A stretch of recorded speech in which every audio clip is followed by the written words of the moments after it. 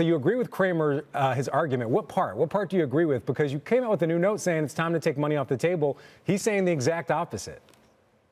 Yeah, look, so we definitely got painted as bears on AI after our report yesterday, but I would say we're more like teddy bears. Honestly, AI, we think the theme is real. We see the fundamental momentum. We like the story.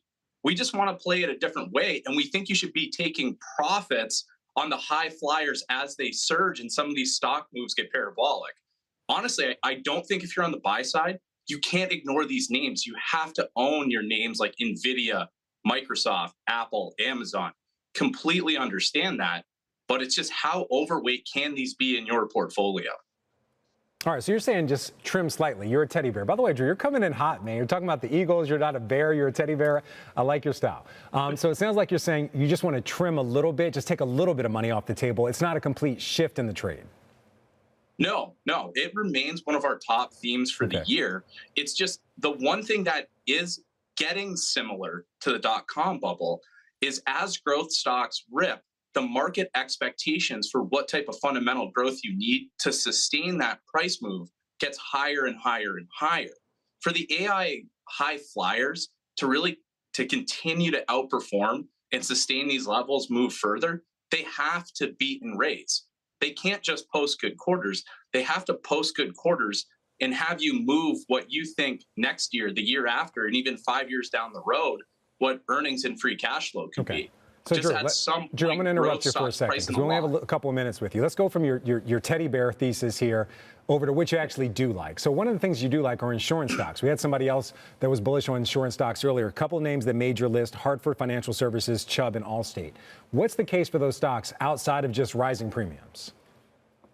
So here's where using AI really benefits some bulkier organizations with a lot of complexity. So financials, look, banks, insurance companies, while they're not the direct early winners of AI, it is going to help you either A, reduce headcount or limit headcount growth as you expand your businesses. I think that's really, really healthy for these companies and gives them some good operating leverage going forward.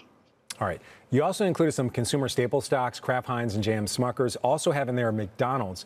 I'm just curious, how are those hedges against the AI trade? Right now, the consumer is under a lot of pressure. That's put some pressure on these stocks, but how is that necessarily a hedge? So it's a hedge because they're actually really negatively correlated with what's happening in the AI trade.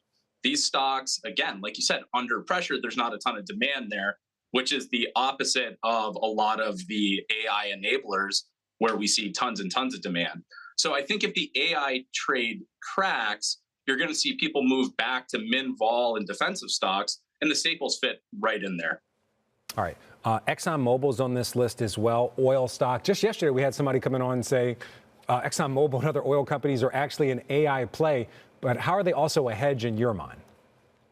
See, I think every company is probably going to tell you they're an AI play. It was a stock picker yesterday. They were saying because of the increased need for energy for data centers, they saw oil companies and overall the energy sector as an AI play. I just want to clarify. Yeah, no, I actually completely understand the logic. I just think that's a little bit too far for markets to step to say energy companies are oil plays right now. I think this is going to trade more on something like geopolitics, other drivers of oil prices, regulation, and so on. AI is so distant to this name. And because it's such an aggressively value name, it actually becomes an anti or AI hedge type of trade. All right. So, Drew, we got to get out of here. But I have one last question for you. What happens if the AI trade just keeps moving higher? You're missing out on the price appreciation in those AI names. If the AI trade keeps moving higher, won't this basket of hedges actually move lower, according to your thesis, at least? Yeah, it will. So, again, this is not our core thesis. The AI hedge basket is for people that are definitely more bearish than us.